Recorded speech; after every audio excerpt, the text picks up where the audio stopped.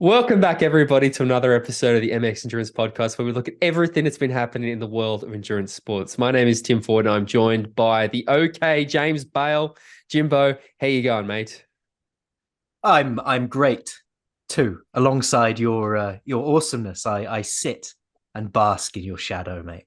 I'm well. I'm actually, in fact, I'm not very well. I've been banging on about this hip issue that I've got and how it seems to be getting worse. And I went to see a physio, and now there's a vicious rumor going around that I might have a hairline fracture in my hip, which is really bad news for this time of year because we're just coming into summer, and I want to do a load of running and a load of strength work and probably going to have an MRI next week and find out.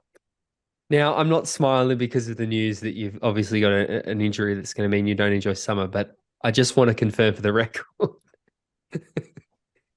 Does this mean you broke your hip?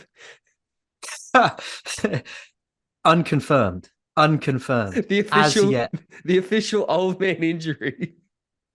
I James probably Bale, I probably had a fall. Probably had a fall without knowing it, and just you know, did you need broke my hip.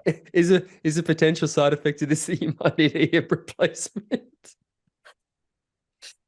I hope not. As yet unconfirmed. I mean, it could still just be muscular, but at the moment it's feeling very structural. Whenever I put weight down through my heel, the pain is real. I shouldn't be laughing so much about your injury, but it just dawned on me that you literally broke your hip. That's so funny. It's so funny to me. I haven't yet broken my hip. I may have done. It may be in there, but until I have that absolute knowledge, you can't. You got to hold that laughing. I'm a horrible human laughing about my Yeah, mate. yeah. How are you, man? I am okay now. I got sick as a dog over the weekend, like proper sick. So I'm back to being normal again now. It's fucking like floored me for 3 days, Yeah, which was fun. same as me. Same as me. I Yeah, was ill as well. We seem to be ill in parallel, mate. Different hemispheres, but whenever I'm sick and I message you and say I'm sick again, you're like, oh, so am I. yeah. It's remarkable. It is. Yeah, it was hideous. It was absolutely hideous. But yeah, over it now. Good. Getting right back into it. Did a bit of training today, which is good. Getting it back into it this weekend. So that's nice. Yeah. What else? Broken hip. Oh, that's the other thing. Yeah, I heard that your podcast is pretty good this week, mate. Yeah, we had a really fantastic guest on this week. Had to do a lot of coaxing to get the good stuff Mm, out of him because he's a little withdrawn, a little shy. mm. But we got the goods in the end. We got the goods. Now you did a remarkable job telling your story, Mr. Ford. It was Thank it was you. great to have you on as a guest. Yeah, so you guys want to go check out Get Out in it. Yeah, I was on this week. I had a good time. Good time. I had to get up fucking early for it, 6 a.m. Yeah, But the things I yeah, do you for did it. content, You no, it did was a a good chat. solid job on that. You're Good work welcome. for getting up at 6. No worries, mate. But guys, this podcast is the official podcast of MX Endurance, the world's premier endurance sports community, created by four-time world champion Chris McCormack. Mate, there's so much stuff to talk about this week, and it's I was gonna, yeah, drowning in it is a before we lot. before we hit We record. we and again, executive decision at the start of this episode. I'm gonna lay it out there. I don't want to just be a boring podcast that just goes through and like lists results. What we're going to probably focus, we'll say the people who won the races, whatever. But I think I want to more. There's bits and pieces from fucking all races this weekend that I'd like to have a little bit of a chat around. So I have decided that we're going to focus more on that sort of stuff rather than just literally listing all the races. We're going to preview the WTCS race happening this weekend, which I'm excited about. But where should we start? Maybe we should start with Ironman Lanzarote. What do you reckon? I think we should start with the news about Rick Hoyt, and You are just correct. just That to is, yeah, give my a bad. little nod to a legend from the world of triathlon that's passed away at the age of 61. Rick Hoyt's family announced this week that he died of complications with his respiratory system, and a statement from the Hoyt Foundation page reading, "It is with profound sadness that the Hoyt family announces the passing of our beloved brother and uncle Rick Hoyt." He um he is a legend of the triathlon world. And we've got a quote from Bob Babbitt here, who said, "Dick and his son Rick are iconic figures, racing together with dad, pushing Rick in his chair through some of the most brutal endurance events around. Yet while there may be a statue of them in Hopkinton now, it wasn't always so easy for Dick and Rick to be accepted as athletes. But Dick and Rick are not two ordinary people. and the lives they've changed are unmeasurable. Team Hoyt also became a fixture at the Boston Marathon, competing the race astonishing 32 times. So I just want to send our best really to the family. I just wanted to reiterate, because again, I think that a lot of people will know who, these guys are. But I really liked what Tim Hemming tweeted, where he said, if triathletes only know the Hoyts from Hawaii 89 and footage of Dick pushing Rick like a raging bull down a leggy drive, look up their Boston Marathon history. From initially qualifying when they weren't wanted to be honored with a bronze statue at the start, it was some ride. It's like, yeah. So I think, Hall of Famers, so influential in the sport of triathlon, and a tragedy. And outside of a triathlon with Judy Hoyt, sort of changing laws so that to allow her son to be educated alongside non-disabled people. The implications they had on the sport were on the far world, reaching. By the sounds of on it, the world, yeah, it's crazy. So, yeah, a great one gone. But yeah, thank you. That's a weird thing to say. Anyway, now we can go to Ironman Lanzarote. Ironman Lanzarote. Let me do some scrolling down to find that. Well, I think the main things to discuss was going into this race. There was, I think, one very clear favorite that we were all quite keen to see how they were going to go after. Again, being vague, Sam Laidlaw obviously was going there to race.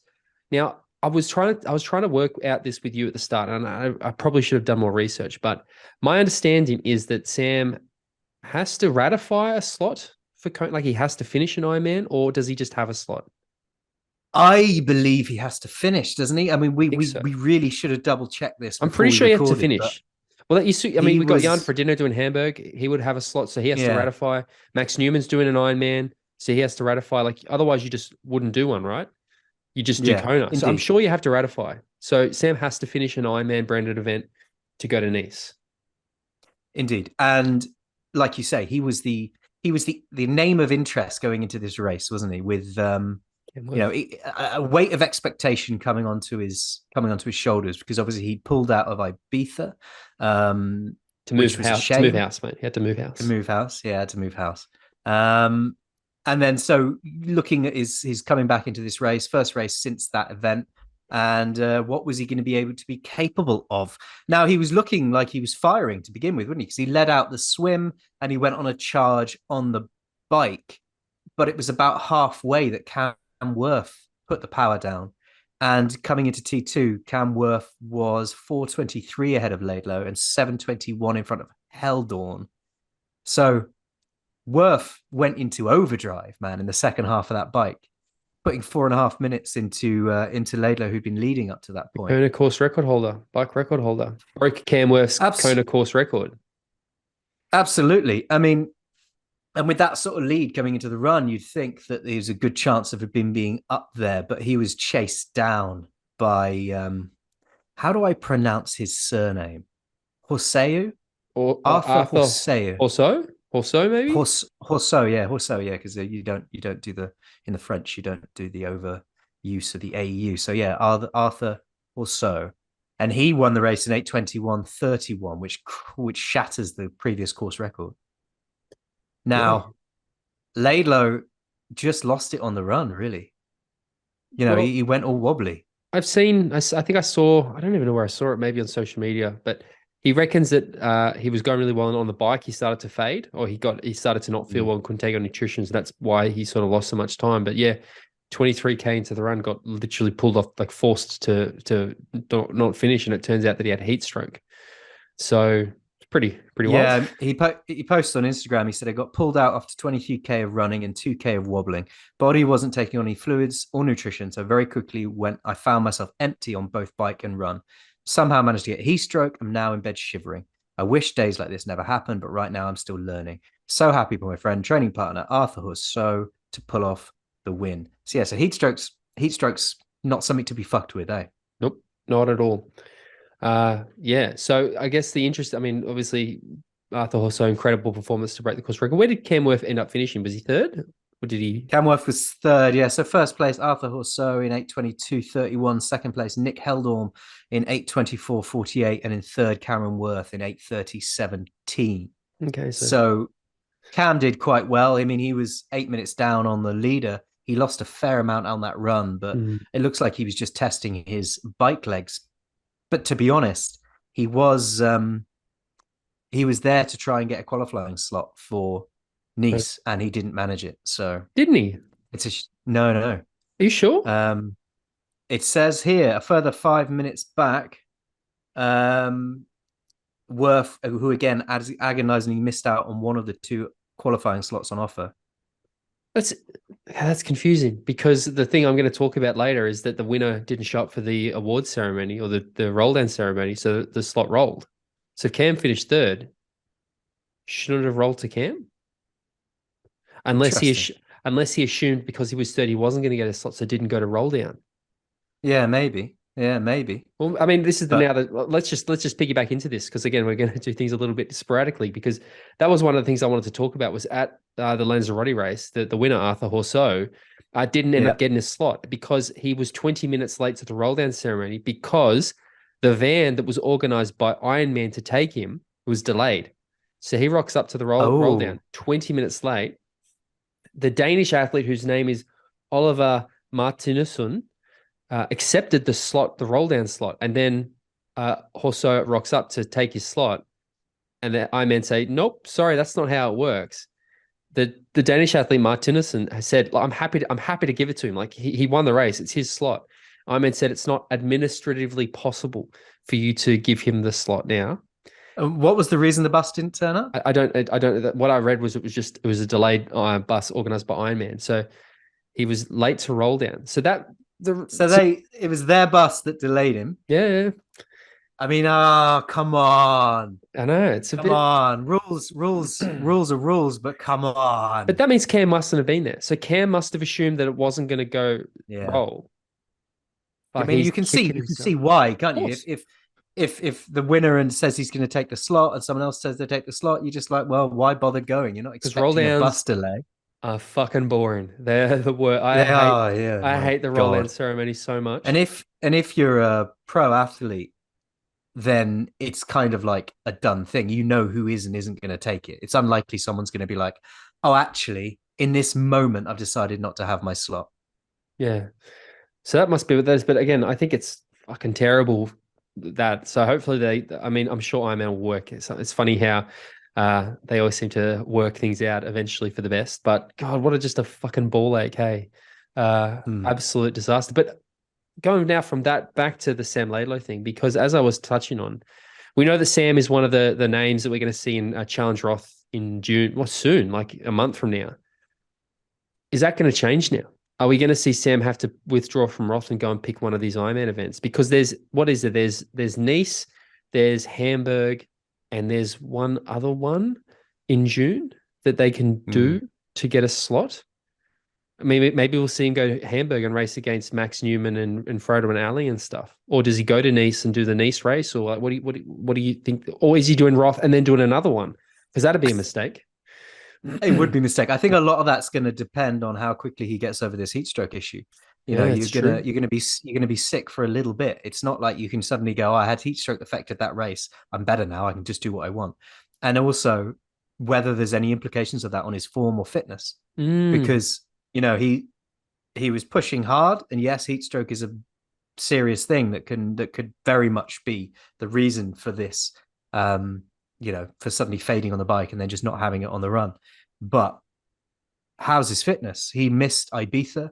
Yeah, he's obviously had a lot going on in his private life. So has his training been there?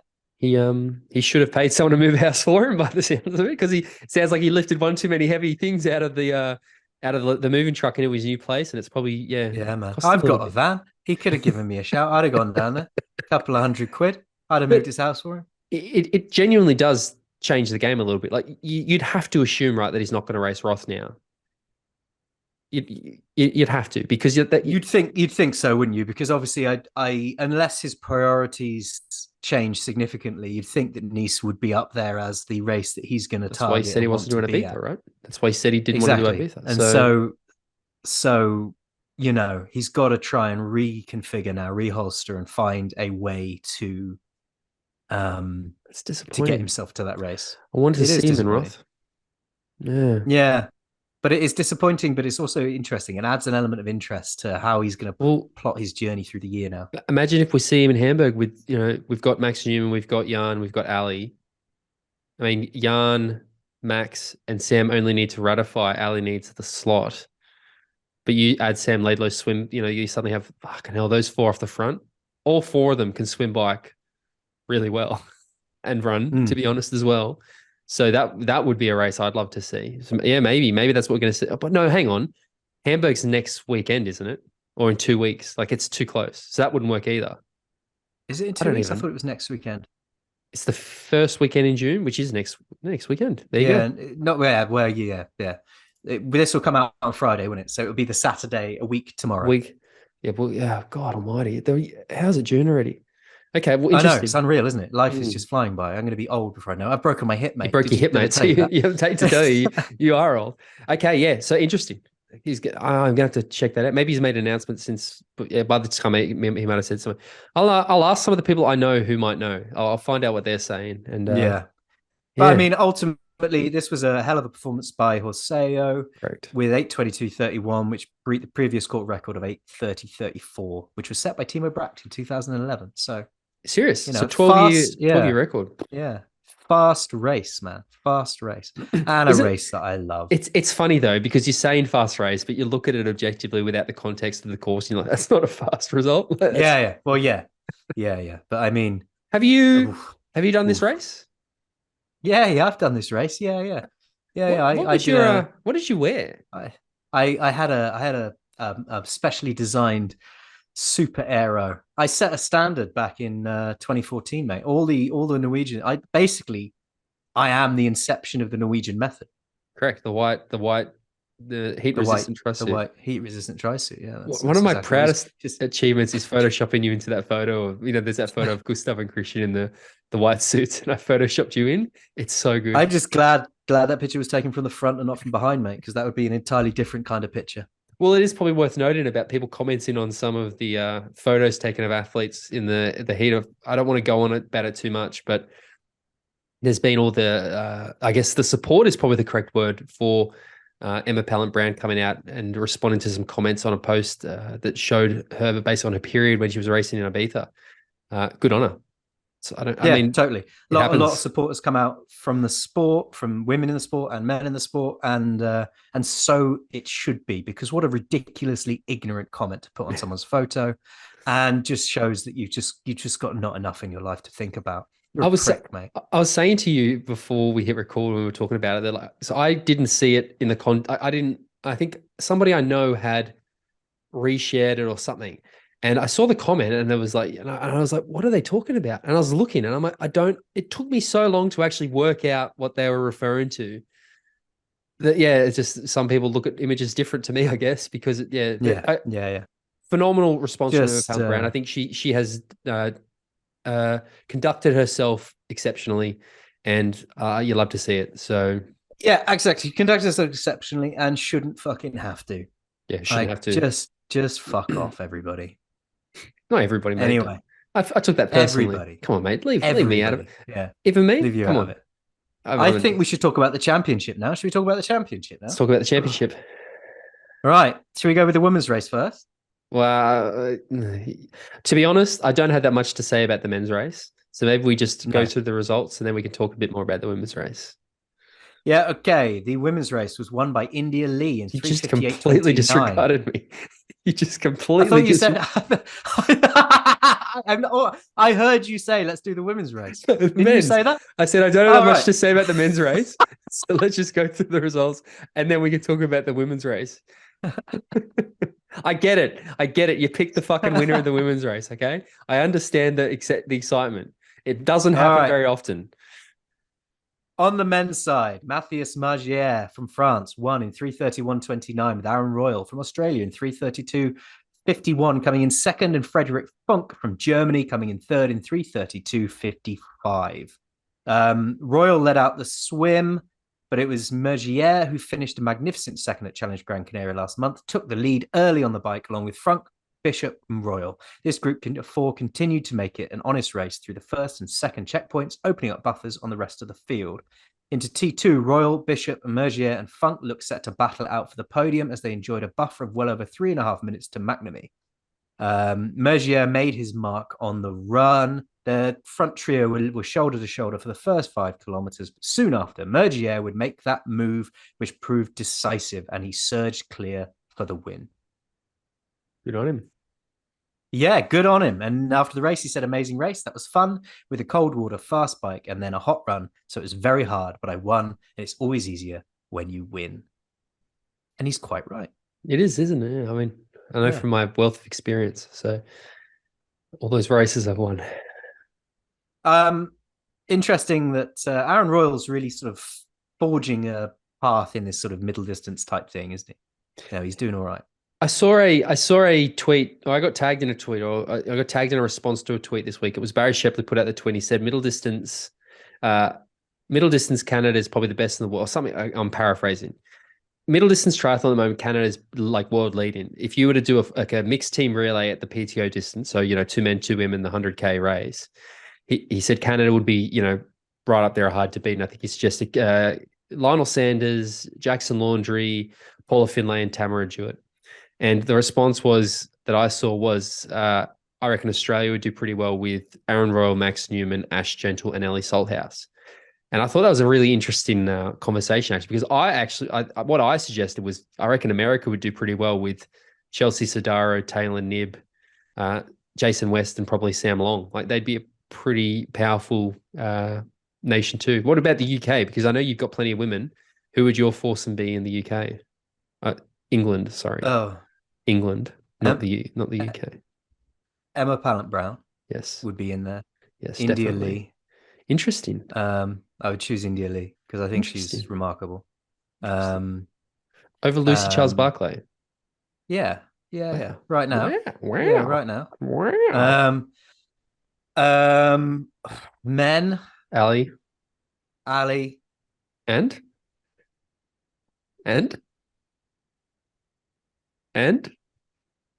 Johnny. He's not a middle distance athlete. You can't pick him. I don't care. He'd be all right. He'd fucking smash it. We know he didn't. He did that one in Portugal last year, and he didn't. All right. Well, Tom Bishop then. Tom Bishop. Put Tom Bishop in there. Joe? Would you put Joe in there? He's more of your longer distance man, though, isn't he? Yeah, of course. Yeah, it's funny. I would have thought instantly in my head. I would have thought team like Britain, and then I actually thought about it. I was like, it's not as I could pick 4 females pretty easily, I think, but. Yeah, not as easy. I think with the British athletes, you could pick 4 athletes from Great Britain who could be sort of, cultured towards a really dominant middle distance team, but they're probably not quite there yet. Yeah. New Zealand will do pretty well too. So New Zealand do. Yeah. Should we just make it happen? Should we fund this? The MX Endurance funded team relay middle distance, or we've got a couple of million we can put in, haven't we? Maybe it's as much as I talk about them not needing the national thing for patriotism. Yeah, it's a cool conversation actually. Maybe we should do that. Anyway, I went off on a thing. Yeah, Aaron Roll has had a really good. He's very consistent. That middle distance suits him really, really well, and yeah, you love to see it. He's always up there. You do love to see it, but you know what you love to see more, don't you? Him winning. The women's race. Get it out of your system. Come on, gloat. Yeah. Gloat. Come on. As I predicted last week, India Lee took the win in 3:58.29 ahead of Caroline Pohl in 4 flat 17, and Sarah Perez Sala rounded off the podium in 4 flat 24, with Amelia Watkinson in 4th and any other notable names, not particularly. But yeah, didn't you call Amelia Watkinson for this one? I did. Yeah. You were wrong, eh? Did you see that? She nearly ran herself onto the podium. Incredible run from Amelia. She had a less than ideal swim with the super cold weather, but what a performance. Amelia is a class athlete. But India Lee, I love her. India Lee, amazing person, amazing athlete. Always has been on the precipice of this breakout result. This is it. She's here. And it's exciting to see. Absolutely. She's such a lovely human. Really, really good to see her get this result. And afterwards, she said it was a really hard day, pretty tough day with a cold swim, then a hot bike, and a really hot run to finish. I've just had a lot of bad luck, so it means a lot. My coach and I have had a bit of a joke saying just focus on no bad luck in races this year. Whilst I had some bad luck today, I managed to figure it out and take the win, which means quite a lot. She was, So even with some bad luck that she speaks of, she still took the win by a minute and a half, almost 2 minutes. yeah, it was a pretty dominating performance, actually. Again, I think the world of India Lee. I think she's a great athlete. So happy to see. She won a championship, mate. One of many triathlon championships. What this one is, I'm not quite sure because it is just the championship. I stand by it. One, isn't I it? still don't think this race matters as a like. It's great that it happens, but it has like zero gravitas behind it. Yeah, no, I think when you say you don't think this race matters, I don't think you quite mean it doesn't matter, do you? You mean it's not elevated as a championship above any other race. That is what I mean. It is great, Yeah. and like I said, the performances are amazing. I'm glad that a race exists, but I don't think calling it the championship does anything. No, I don't think it is I don't think either of us or many people count it as a championship of any kind, particularly. It's just a good race to see happen each year. Because you don't have to qualify for it, right? Do you? Yeah. Oh, interesting. Well, I remember years ago, I did Challenge Melbourne, and I got an email that I qualified for the championship. I was like, nope, no, thank you. I'm not interested in going to Shamaran to do that race. Yeah, I do remember that. Mm. Well, there you go. Which race should we talk about now? Let's talk about some gravel riding. Ruth Astle and Alistair Browning went and did a gravel race, mate. Triathlon power couple. I know. Good on them. Yeah. They did an entirely off-road 113-kilometer across the hills of Galloway Forest Park, which was the what was it called? Gatehouse of Fleet, the first UCI gravel race World Series event ever hosted in Britain. So there was some other interesting names at this race as well, because the winners were Tiffany Cromwell. I know Tiffany Cromwell. She's a very good Australian professional cyclist. She is indeed, and I don't want to be guilty. Partner was there. I don't want to be guilty of like referring to her as somebody's partner, but her partner is also a pretty well-known athlete. Her partner was there, and he did the race as well, coming 114th out of 1,000. Awesome. Because we're talking about Valtteri Bottas. Valtteri Bottas, yep. The F1 race in Italy was cancelled last weekend because of the flooding, so he went and joined the gravel race. That's cool. And he said, really enjoyed challenging myself. I think I was 114th out of 1,000 starters overall. Hero Tiffany Cromwell won the women's category. Most importantly, we had a great day out. Ruth Astle said legs were there, bike skills and luck weren't. A couple of crashes, all okay, and both 100% my fault. Then the puncher when I'd ridden back up to the main chase group, frustrating, but otherwise a great day out. On the men's side, Connor Swift won it from the Ineos Grenadiers, and Tiffany Cromwell races for Canyon SRAM. And Canyon SRAM have my favorite kit in the pro. It's a good kit, isn't it? It's a hell of a very good kit. Yeah. It's a hell of a bike racing kit. But good to see Alistair Brownlee out there and Ruth Astle out there trying different things and having a bit of fun on the gravel. Now, I can tell a Valtteri Bottas story. That's the point of it. But I led a group ride, 3 years ago? And Valtteri was one of the other people leading the group ride on Zwift. And I dropped him like a bad habit, mate. I dropped him like an absolute bad habit. Maybe you should have come over to the UK and done this gravel race. No, I don't do gravel. Don't do gravel, mate. Don't do gravel. It's cool though. I love that we're seeing Ali and Ruth going out and doing this. It's good to see. So yeah, it's cool. Thank you for including that. I want to talk about something. We're going to get back to the Lanzarote thing because I saw this little summary and it was on Try Today, and they were talking about the fact. What's happening? Looks serious. That slots for the Ironman World Championship are rolling very, very deep. They're not quite as exclusive as the old Kona slots used to be. And apparently one of the biggest criticisms is that athletes don't want to pay $1,600 for it when they could race the regular event 3 months earlier for $1,000 less. What do you think about this, mate? Yeah, I get that. I get that argument a lot. And if your intention is to race Ironman Nice, then absolutely. Why would you worry too much about whether it's called the World Championship or whether it's not? It depends on what your priorities are. Mm-hmm. If to you it matters a lot that you've qualified for race, you trained for, qualified for, and go and race the world championship, and having that, that medal, that finisher's jersey, that to carry with you through the rest of your life is important. And absolutely, I can understand why that may or may not be to some people. Then go and do it and pay the money. If your priority is just to go and enjoy the Nice course and do an Ironman and go as fast as you can within whatever context that is, then absolutely don't pay the money.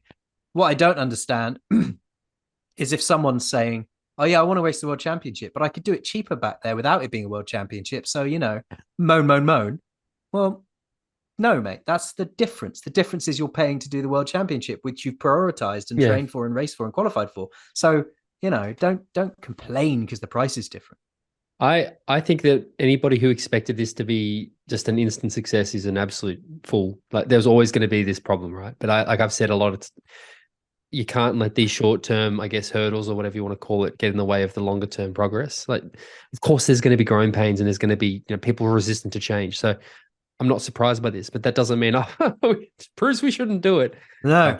And how big's this noise? How big? Just a few people on Twitter? I mean, what is it? I mean, look, Kona. No, this was at the Royal Land ceremony. Race. This was at the Royal Land ceremony in Lanzarote. That's where this was apparently the case. Kona is a world championship race you have to qualify for. But if you just want to race in Hawaii, you can go and do the 70.3. I'm doing it next year. You know what I mean? Exactly. There you go. And so I really don't get this argument. I think you've got to give this race time to breathe and time to sort itself out. And there is a difference. There is a difference between the race being the Ironman Nice and the race being the world championship that everyone's qualified for and decided to do. I agree. That's my thoughts anyway. I just don't see, it's a waste of time. We all know Ironman's a big company. They're going to charge you more to do the world championship. They're not going to go, oh yeah, actually, because there's another Ironman just before it that's actually just Ironman Nice, we'll charge exactly the same entry fee for the world championships. In fact, don't worry about qualifying. We'll just put the race on 4 or 5 times, so everybody in the world who wants to do it can go and do it. Exactly. What's next? Should we talk about Emma Pallant-Browne's victory? We shall. What's the name of this race, mate? Just so I obviously want you to be the point of reference for me. The anticipation's killing me. He's doing something. This is... Did that work? Nope, I heard nothing. For audio listeners, he's got his phone and he's holding his phone up to the microphone and it's doing nothing. Absolutely nothing. Oh, did you not hear that? Didn't hear it. Say it. What did they say? Ironman 70.3, Aix-en-Provence. Aix-en-Provence. Oh, that sounds good. I got a French friend of mine to record the name of this race for me earlier today so that I could play it into the microphone and nail it. But obviously it didn't work. It didn't. Now, again, I don't have a whole lot to say about most of the race. I would particularly like to talk about Emma Pallant-Browne and Tamara Jewett. So do you just want to list the winners from the men's race and then we can have a bit of a chat about the women? Yeah, Dylan Margienne of France won the men's race in 3:50:59. Bart Arnouts from Belgium in 3:51:28, and Bradley Weiss rounded off the podium in 3:53:22. On the women's side, it was Emma Pallant-Browne in 4:17:30, Tamara Jewett in 4:18:20, and Emily Morière from France in 4:26:03. Morière was leading on the final 20k of the bike, but it was Pallant-Browne who caught her on the run. But there was an incredibly good run from Tamara Jewett, who clocked a 1:13:29 half compared to Pallant-Browne's 1:16:51 half to almost run her down for the win. So there's a bit more context required for this race. So this is why I find it so impressive. So Tamara Jewett lost by 50 seconds. And I saw reports saying that she was running 10 seconds per kilometer faster than everybody else out there. So she was coming and but what's so impressive about this result from an athlete that we both think is so impressive is she crashed her bike not once, but twice. 2 times in this race she crashed. and still finished 50 seconds behind Emma Pallant-Browne, who is one of the best runners in the sport. How fucking impressive is that, mate? Yeah, it is. I actually didn't know that until you just told me. So I hadn't garnered that information, but yeah, that is impressive. What were these crashes? Were they slide outs, or I've do you got know her. what happened? I've got her Instagram post here that I'll read out. She says, "Proud of myself for persevering a second today. However, part of the sport is actually staying on your bike. I finished 50 seconds behind Emma, having crashed not once but twice on tricky roads in the relentless rain. How very North American of me. I'm a little disappointed. I was in a perfect position with the leaders until the first crash, then got up and worked hard for about 5 kilometers to catch them again, then crashed again. The second crash knocked the stuffing out of me a bit more. I had to take more time to check my bike to make sure I felt safe to ride. And I knew that if I crashed again, I probably shouldn't continue. So I was very hesitant in the last 30 kilometers and my bike split just didn't recover. Super pleased with a 73-minute mid-run split, nevertheless, on what is apparently the most elevation gain I've had so far in a run course. Bodes well for the rest of the season, and thank goodness I didn't take myself out with a worse crash."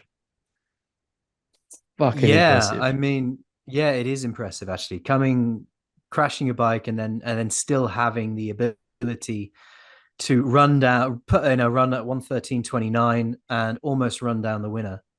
That's some gold standard performance there. I mean, depending on where these crashes were in the bike leg, there may have been some adrenaline which helped her sort of boost her into the run. But often with that, you expect there to be a bit of a dip later on because adrenaline only lasts so long. But no, she really held on. It's interesting because I picked Tamara Jewett to win the Ibiza race a few weeks ago, and she definitely was good, but she didn't seem to have the performance that I guess I expected of her. Not I expected her to win, but then she does something like this, and I'm just like, again, I talk a lot about athletes, and I understand that not every race can be perfect, but I am starting to wonder maybe that race just was a bit of an off day for her. She finished fourth, I think, in the end anyway. But yeah, mate, she is 100% an athlete. Like I make big predictions or whatever. I reckon Tamara Jewett could potentially win 70.3 worlds this year. Oof. Okay. Okay. Yeah. I'm Yeah. putting I it mean, out I there. certainly with a performance like this, she's just got to stay on her bike. Eh? Yeah, Stay like on your bike. honestly, I think she, I just want to see her and Ash General get off the bike together and have a fucking run battle. Like that would be her. And I mean, why am I can Ash, Annie Haug as well? Those three, and Emma Pallant-Browne, and there's so many good runners in the sport in women's triathlon at the moment. Yeah. Yeah, God, it's I an mean, impressive performance. it's an absolute feast of riches, isn't it? Yeah, man. And again, Um, Emma Pallant-Browne, the week she's had, just phenomenal. Again, one of my favorite athletes on the circuit. So you love to see it. yeah. Yeah. Did So you go much through good the women's men's? racing this week. I'm loving it. Did you go through the men's race? Did you say the men's results? I said the men's results. I didn't bother going through the race particularly. No. Um, Yeah. do you Was there want any? to? No, it's fine.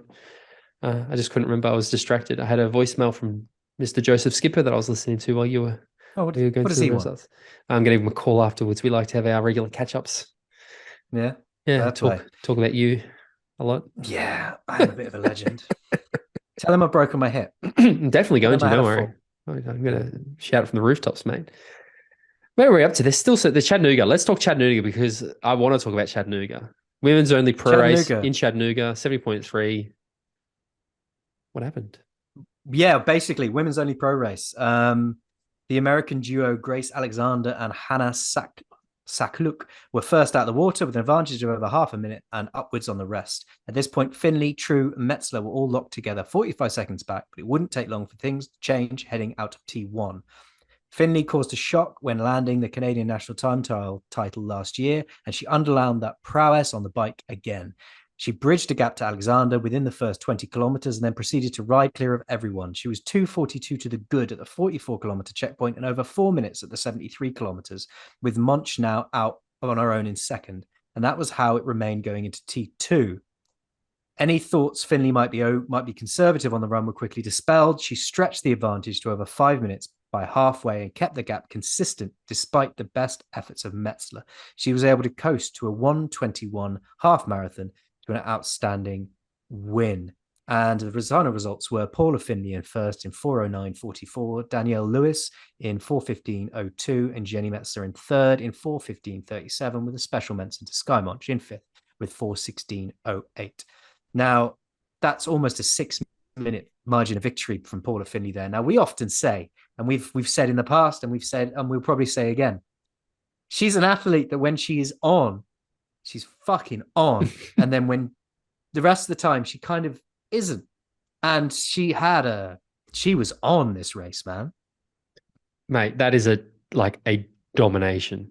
It's domination. And again, you look, because the rest of the race was actually super close and fascinating, right? Like from, what is it, second through to, I don't know, fifth or something. It's crazy close racing. Paula Findlay is just fucking another postcode. She was, this is what I talk about. I talk about this with, you're right.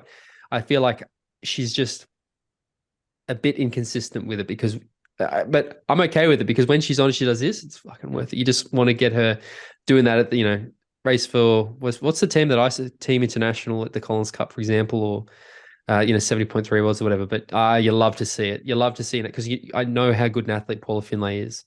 So to see her lay the smackdown like that is pretty cool. Absolutely is. After the race, she said, "I never take it for granted winning a race. It's really, really hard these days with the level of women's racing, and I'm so super happy. It's one of my favorite races. That's why I came back. It wasn't perfect timing with everything, all the travel I've done, but I made it a priority, and I've had a lot of fun out there." If she can put a performance like this together on a race that she says isn't perfect timing with all the travel she's doing, and then she gets there and she dominates like this, when she has her day, mate, she has her day. And there's plenty more to come from her for the rest of the year, I'm sure. I'd want to see this level of consistency continue. So I just said it earlier. We're talking a lot about the Canadians. I reckon I could see Tamara Jewett winning 70.3 Worlds. If Paula Findlay's on, like she was today, would she win, or Tamara beat her? Always contemplating. I don't know. Lots of dead air. Lots of dead silence. I don't know. On a podcast. If she's on, then I see Paula Findlay having the edge. But that is the big if, is it not? Yeah, exactly. I mean, her bike is just such a weapon. So I mean, what does she ride now? What is she riding? She's still on the S Works. Specialized? Yeah, she's on Specialized. Yeah. I mean, people, she raced did she race the Olympics? I think she raced the Olympics. Like she's got a rich short course history. I've seen a lot of, again, when I went through my COVID lockdown, rewatching classic races, I was surprised to see Paula Findlay feature as much as she did. So she's, very, very classy athlete. You love to see it. Yeah. Speaking of classy athletes, mate, I want to talk about an extremely classy athlete who admitted that he maybe did something not so classy on the weekend.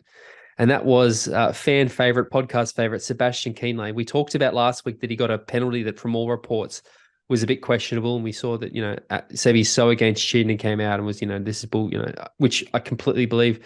Turns out that he got another penalty this weekend at the next race and had a bit of a dummy spit. He actually, on his video, admitted, I absolutely lost it. Apparently threw his bike and just laid on the asphalt for a while. And I don't think he even finished. I don't know, actually. I don't know if he finished, but wasn't happy. So two races in a row, 2 penalties. What did he say? What did he say? What was his? Did he put out a thing? Yeah, there's a video you can watch where he basically just admits that he acted inappropriately. He apologized to the event organizers. But he's what was was it a drafting penalty again? Yeah, it was a drafting penalty again. It's a shame. It's a shame. Look, you can understand the frustration. He's having his last year in the sport. He's having his kind of, his swan song, as it were. And he had that drafting penalty a couple of weeks ago, which, for all intents and purposes, looks like it probably wasn't as justified as the referee at the time thought it might have been. And then to come into another race and get another one, everyone reacts sometimes in the heat of the moment, and we can't always hold people to those moments. Of course, sports emotional, right? I think it's you can't you have to give him a bit of a pass, because that it's, again, something that he's so adamantly against. Again, just good on him. At least good on him for coming in as a fuckwit. I fucked up. Yeah. The wrong thing. What about Lucy Charles-Barclay? Should we talk about her? Mate, again, yes, let's talk about her. Let's talk about Lucy Charles-Barclay and Laura Philipp and Ellie Salthouse. Ooh, sorry, I hesitated. Now there was drama going into this race, wasn't there? It was, because she was having trouble getting Brexit the most wonderful thing my country has ever done. You're a huge Brexit supporter. I thought you were very much for you were leading the campaign to vote yes for Brexit, right? Yeah, me and Nigel Farage are best mates. We spend a lot of time I together. don't know who that is, but And okay. He's the worst. Anyway, let's not get political. Yes, Lucy Charles had some struggles, mate, because you're no longer part of Europe. She had troubles getting in. She had troubles sorting out the required visa to be able to race the race she wanted to race. But she did eventually manage to make the start line. So she had a protected build-up. She came out of the water 55 seconds in front of Philip and Salthouse, and with 2 minutes and more back to the rest.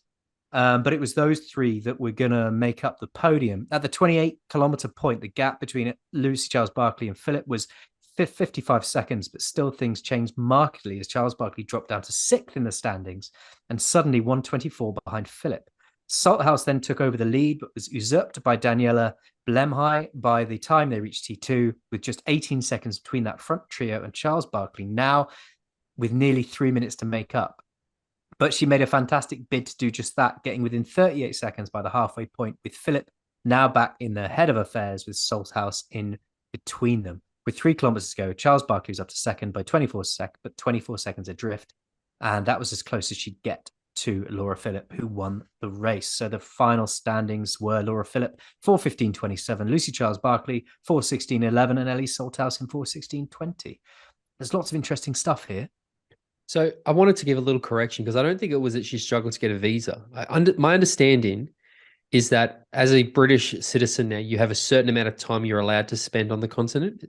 90 days? 90 days out of every 180. Now, it's not technically it's not it is technically a visa. Okay. We have an automatic visa when you enter Europe for 80 days out of 90 days out of every 180, but it's not one you have to apply for. So it's not like you have to go and get yourself a visa. It's like an agreement where we've got this automatic visa thing.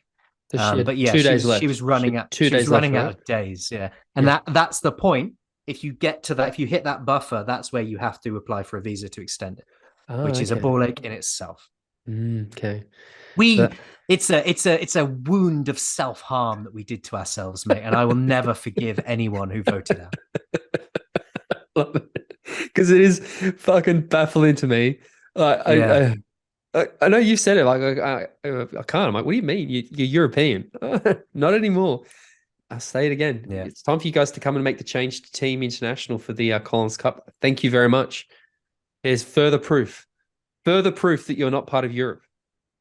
Come on, Sam. Anyway, come on, Sam. It's time to change those rules. I'm starting that campaign up again. Anyway, amazing performance. Do you think that? So, I mean, from what I saw, it sounded like that Lucy just ran out of road, or do you think that she never would have caught Laura? Like, what do you think actually would have happened? I don't know, because it was so interesting how she kind of she was leading out the swim and then dipped down on the bike and then had a bit of a resurgence. I think she had a bit of a mechanical on the bike, didn't she? I don't know. I think so, because a quote from her, she said, "Second place, bittersweet as my legs felt great, but a mechanical issue cost me dearly. Felt like throwing in the towel when things started to go wrong, but remembered all my effort my team and I gave before we got here, and there's no way I could DNF. Laid it all out there on the run to try and salvage something from the race. Happy to have one of my best ever run performances. Congrats to Laura Philipp on the title defense and Ellie Salthouse for making such an exciting battle." So she had a mechanical on the bike, which dropped her right back down. Then she had this amazing run to surge back up. I think if she hadn't had that mechanical on the bike, she might have been in the running to win this thing. It's just like she's cursed into second place, mate. It's ridiculous, isn't it? It's like the world just goes, "Oh, you're having a good day." Who did she piss off in a past life or something? Like what? Yeah. What happened? Because it's brutal, isn't it? It is brutal, and I feel very sorry for her. But I mean, a strong performance is a strong performance. It's like if you get an injury or something and you don't have as good a stronger finish as you should, or your form isn't there and you don't have as strong a finish as you should, that is a thing that will reverberate down through the rest of the season. A mechanical issue is a mechanical issue. The strength of the race is still there. You know, she still had the strong race that she had. She may well have won it had she not had the mechanical issue. She can carry that forward into future races. It's not it's not the end of the world there. What I do want to shout out is Ellie Salthouse for getting that third place, because she hasn't been having the season that we've been expecting, or the races that we've been expecting for a while, and it's really good to see her get that result. And she messaged me after the race actually and said, finally a race I'm proud of, celebratory face, clappy hands. Can you just recreate that for? I need to see that again, please. That's like a celebratory face and clappy hands. You know that those little happy. I know. I just wanted to things? see you do it again, mate. Because again, it's on the internet now forever. So again, audio listeners, do yourself a favor, head to the YouTube channel and feast your eyes on that, mate. One last thing I want to talk about, because we're doing pretty well for time, and that is a certain race that is happening in Italy this week. Yes. So bear with me a second. Because last time we failed to preview Yokohama, so we shouldn't fail to preview. WTCS Cagliari. Cagliari, yeah. Cagliari. So it's Olympic distance this time, with two-lap sea swim takes place at Portietto, Cagliari's main beach, where the athletes cover 1,500 meters in the Mediterranean. 38-kilometer bike course, which is entirely flat, according to the race guide. And athletes will no doubt be grateful that somebody will be counting the 10 laps for them to circuit. 10 laps. Still manages to squeeze 10 laps, squeeze in 14 corners. The run, pamphlet again, comprises 4 laps of 2.5 kilometers, following much of the same route as the bike course. The elite women start at 11 o'clock European time, just 10 doesn't o'clock matter. UK. Start lists, baby. Start lists. Yeah, okay. So on the my internet has just slowed down. On the women's side, Taylor Spivey is a name to mention. Gwen Jorgensen, Katie Severes, Beth Potter. Mike Kingma. Who else? Those are probably the main names. Yeah, Mike Kimnar's going to be there. On the men's side, Alex Yee, Hayden Wilde, Vasco Velasa, Yella Gaines, Henry Schumann, Leo Berger, Dorian Cominx, Gustav Eden, Kristian Blummenfelt. So yeah, it's going to be a really interesting race. I am intrigued to see what happens between Alex Yee and Hayden Wilde in this race. I am also excited. I am also excited to see what happens between Hayden Wilde and Alex Yee, but I'm also curious to see how Hayden and Alex are going to react with Kristian Blummenfelt, or more specifically, how Kristian Blummenfelt is going to react to them. Because we said it last week or 2 weeks ago that, Kristian is probably going to have to win the Olympics a different way to beat those two, that he's lost a bit of that run sharpness. So are we going to see him try that this time? Are we going to see him actually really try to commit to it? This is a technical, tight, short course with many laps. I don't think we're going to see those big groups if there's that many corners. Like, what do you think is going to happen? How do you see this race unfolding? I'm not entirely sure, which is not great podcasting, is it? But I think we're going to see Kristian is not someone who is tactical in his seasonal approach, in his season's approach to his season, if you know what I mean. It's not like he goes, well, I don't need to prove anything right now, so I'm not going to. I feel like the mind of Kristian Blummenfelt is going to go into this race thinking, you know what, I didn't do that well last time. Hayden won it, and I'd quite like to prove that I'm, I can be up there competing. So I think we're going to see a Kristian Blummenfelt who's fired up to try and do really well in this race. How he's going to go about that, I mean, he's just got to try and be there on the bike and then dominate on the run, hasn't he? Well, I think he showed in Yokohama that it's not going to be an issue for him to get up there on the bike, right? No. And I mean, you were in the group. Hayden was messaging us after that race, telling us that, basically him and Leo were crushing it. Like, it was, they were pushing the pace, and it just shows the impact that once you can get on that group, it's a lot easier. What we're starting to see here that I'm also a bit interested about is, looking at that start list, it's almost a case of more the names who aren't there to me. There's a lot of people who are foregoing this event. And it's that pre-Olympic thing we talk a lot about, right? We're seeing athletes who are starting to, change their seasons. The WTCS title clearly isn't that big of a priority.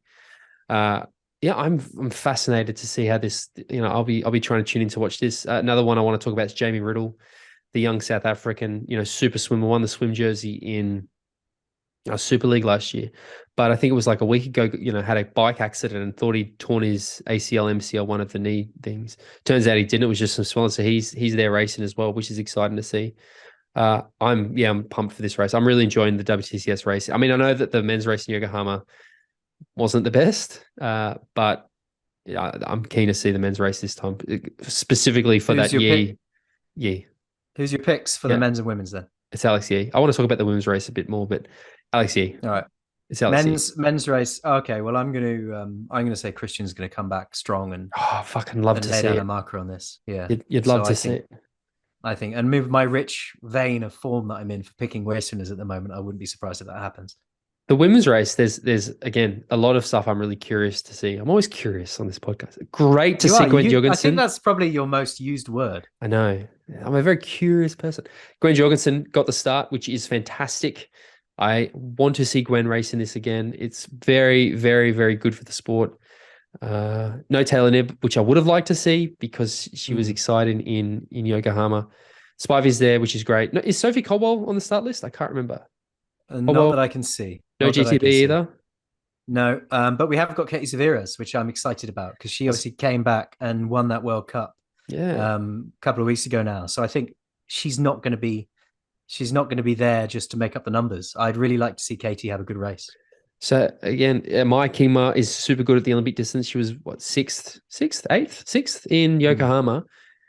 How do you? I see this going. I actually think Maya could win this. I think Maya could do quite. Maya, Taylor, Spivey, I reckon, going to be at the front. How they push the bike pace. Katie could be with them too. Yeah, I'm curious to see. Fucking now I'm into my head. I'm going to need to stop saying it. Yeah, what do you see? Who's your pick for the women's race? My pick for the women's race is Katie Zaveras. Wow. Okay. Huge. Yeah. I think we're going to be surprised by what we see from her. I think bouncing off the confidence of her World Cup win a couple of weeks ago, she's going to come into this. And I think, I wouldn't be surprised to see the old Katie Zaveras back and having a really good race here. I'm putting Taylor Spivey for the win. Yeah, just off the podium in Yokohama, always up there or thereabouts. You know what would be cool though? Don't you? If what you get Gwen wins, if Gwen Jorgensen, that'd wins, be yeah. that'd be amazing. Cool. Actually, that would be suddenly there'd be a fucking cat amongst the pigeons, wouldn't there? It'd be all manner of like who's going to get the slot. Yeah. No. I think it's fantastic for Gwen. It's going to hopefully, I've said a lot. I think at current form, she's probably going to struggle to get onto that mixed relay team for the American team, but you love it. You love the pursuit because if we have Katie win, let's say Katie does win, like you've just said, or, so we've got Taylor, who's, ranked 2 or 3 or something, second in the WTCS standards at the moment. Taylor Knibb, always right up there, one of the best athletes in the world at the moment. I think I actually saw, what did Kristian say, that he thinks she's the best triathlete on the planet at the moment? Gwen, Katie, Sophie, not Sophie, Summer Rappaport. There's so much potential talent in that American women's team that would be, exciting to see. I don't know, here we are. We're getting, the Olympic stuff is, what do you see being the sort of, I guess, approach? Are we going to see a lot of people just secure that Olympic spot and then vanish? Are we going to see athletes start to do what we saw in the lead up to Tokyo and just sort of be very selective? What do we've got the test event coming up in August. Like, how do you see things going? The test event will be an important one. I think you get as many names as possible racing that. And then once you've secured your slot, you're going to really start refining your season to be optimal to feed you into that into the Olympic event. Really, I don't see. It's after the test event, after people have got their Olympic slots. That's when the kind of season loses its relevance, really, because it just becomes a road to the Olympics. And people are really, if you feel like you're going to be contending at the Olympics, then that is your entire focus for that period. I mean, a bit of a peek behind the curtain, but I know that the federations have got some pretty crazy restrictions on athletes this time of year, between basically the test event and the grand final. I wonder what we're going to see at Super League. Sort of ear to the ground, knowing what I know, they're not going to get all the big names to all events, I think, this year. I mean, some of them, I am a bit concerned, I think, about the Super League season this year, just because I know it's the Olympics next year. And what we saw in 2019 before the COVID lockdowns was, remember Super League did that really weird season where they did like 2 races and there was this huge gap because it was pre-Olympic. They're not doing that this year. They're running a full season. I think it might be to their detriment. I think I would have expected maybe Super League to move their season much earlier this year to get out of the way of the Olympics as much as possible, and they haven't. So I don't know how that's going to go for them. It'll be fascinating to see, but yeah, I mean, I don't think they'll get the names. I don't think they'll get the names. What about Gustav? So we've seen Gustav, keep trying. He's not even close. What was that quote? What was that quote he put out? No, he said, if I wanted to, I just go win 15 I wanted to, I could just go and win 15 Ironman World Championships and retire. Yeah. But I don't want it to be easy. I want to try something else. So yeah, I mean, look, you know my stance on it. I've said it before. Stop flogging that dead horse, Gustav. Oh, it's not dead, is it? It's kind of like keep going, Gustav. Do it. I want to see him do it. I want to see him win the gold, and then fuck, that'd be the most. I want to. No, I just want to see him focus on middle and long distance. I really do, because I think he's one of the he's got the potential to be one of the greatest middle and long distance athletes of all time. Like I said, I wonder if we see. I stopped myself that time. It will be very fascinating to see when more of his peers step up to the middle and long distance racing full time. What's so impressive about what they've both done is keeping one foot in both camps, more so Kristian. But when a lot of those, I guess that generation of short course athletes does step up, the Haydens, the Vinces, the Alexes, the Tylers, the Henrys, those guys, that's what I'm excited to see, because it's exciting. I can't wait. This is a bit jam-packed episode of all sorts of bits and pieces this week. I think we're done. Tim finishes the episode with, that's what I'm excited to see, because it's exciting. Nice. Solid quote, that. I'm a wordsmith, mate. Many know this about me. English being the language that Australians perfected. James, if people want to find out more, where do they go? If you want to find out more about MX Endurance, then head to mxendurance.com or search MX Endurance on Facebook, or at MX Endurance on Twitter or Instagram. If you want to follow me, I'm at bale.james85 on Instagram, or you can follow Tim at T414 on Instagram. Jump onto iTunes, give the show a review, do it in the podcast app. Really helps us out. If you like what we're doing, tell a friend, help us grow. If you've got any suggestions, comments, or criticisms, then DM Tim Ford. Or me. Good to see more people. DM. If you've got praise, send me some. I could do with some at the moment. I can read a message I got today if you like, mate. Don't forget the new Instagram account's been set up for the new version of the podcast, Talking Triathlon. So there's like 50 new people have already jumped over there. But mate, pleasure as always. Thank you, James Bale. Talk to you next week. And check out his podcast where you hear me tell my story. Yeah. Get out in it. Cheerio.